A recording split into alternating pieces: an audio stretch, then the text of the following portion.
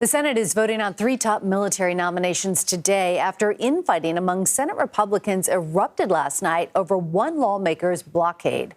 Several Republican senators went to the floor to urge fellow party member Tommy Tuberville to drop his hold on hundreds of military nominations. Senate Majority Leader Chuck Schumer criticized the Alabama Republican today after he blocked a total of 61 military nominations last night.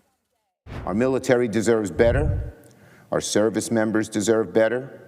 Their spouses and their kids and their entire families deserve better. These holds must not continue. Senator Tuberville is protesting against a Pentagon policy that pays for travel expenses for service members who must leave the state to obtain an abortion and other reproductive care. CBS News congressional correspondent Scott MacFarlane joins us now from Capitol Hill. Scott, it's great to see you. You spoke to Senator Tuberville today about his military blockade. What did he have to say? Yeah, Meg, it's clear this is hitting a breaking point, this months-long standoff. And I think that's because some of the people involved are hitting a boiling point, that frustration has really become palpable. And it's such a cutting, personal set of criticisms being issued on the Senate floor. By Senate collegial standards, it is a striking moment what senators are saying about each other, and it's Republican senators criticizing Senator Tuberville, which makes it all the more pernicious for him.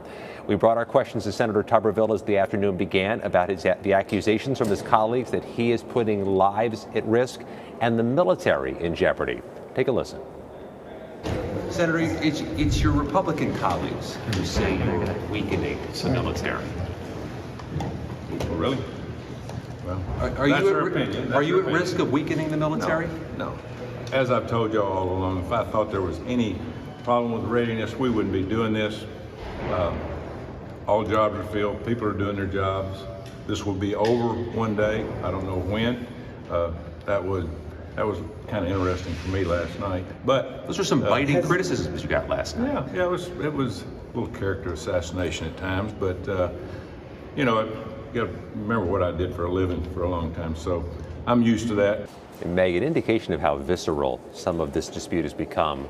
Iowa Republican Joni Ernst told me as the afternoon began she thinks Senator Tuberville is saying those things, that this doesn't endanger the military because he never served and doesn't understand the military. This is the type of rhetoric, Meg, you just don't hear in the U.S. Senate.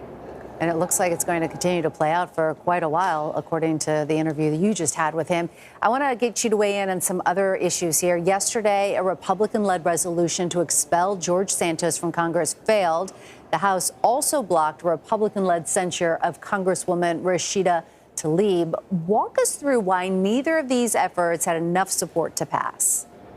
Yeah, ultimately, the supporters of the measure to expel George Santos, the other New York Republicans who brought this forward, said they're going to do it again. They're going to do it again. That they think that Congress can't wait for George Santos's criminal case to close. He doesn't go on trial for almost another year. They say it's urgent and that the standard for a member of Congress is higher than just the standard in the judicial criminal process.